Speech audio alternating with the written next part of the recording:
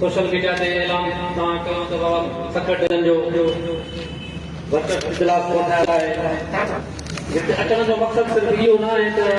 असां अची चऊं त असां कराची शिरकत कंदासीं। मक़सदु आहे तहरीक खे कीअं कामयाबु कजे या असांजा मर्कज़ी अॻवान जेकॾहिं सेक्रेटरी या तालीम जी वज़ारत सां को पेश कनि था पंहिंजो चार्टर ऑफ डिमांड उन में सर पहिरीं शइ त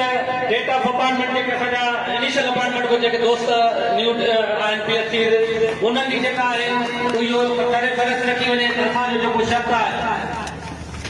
उन खां पोइ आहे सर्विस इंस्पेक्टर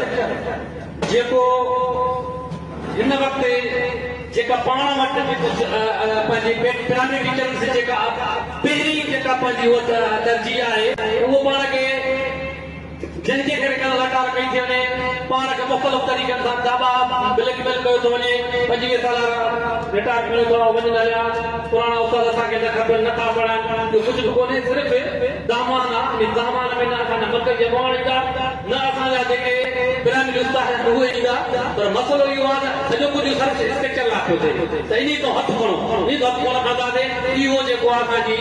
रीढ़ जी हॾी अचे थो हाणे मोए मोराए को इहा शइ असां कोन हटंदासीं। उन खां पोइ हिननि हिकिड़ो सिलसिलो रखियो त बाबा जेको लाइसेंस वठंदो उन खे अॻिते तरक़ी मिलंदी उहो ई HSC थींदो उन ई खे ख़तरो मिलंदो उन ई खे तोड़ मिलंदो बिल्कुलु ख़तरो वठंदासीं पर बग़ैर कंहिं शर्त जे बग़ैर कंहिं शर्त जे या बि शर्त रखियूं त इहो असांखे इन शइ जी असांखे शइ असांखे क़बूल न आहे या जेका असां रखो था त इहा शइ हुजे जेको लाइसेंस ईंदो ये तो बंदूक वारो लाइसेंस 5 साल ते वरी रिन्यू करायो वरी हिते हलो या हथियारनि जो लाइसेंस आहे हथियारनि जा लाइसेंस उहो कोन्हे कंदा असां प्राइमरी उस्ताद असांजो जेको हक़ आहे असांखे उहो तव्हां साढा किथे रखे साईं गुलाम ख़ुदा खे ॿुधाए जेॾां बि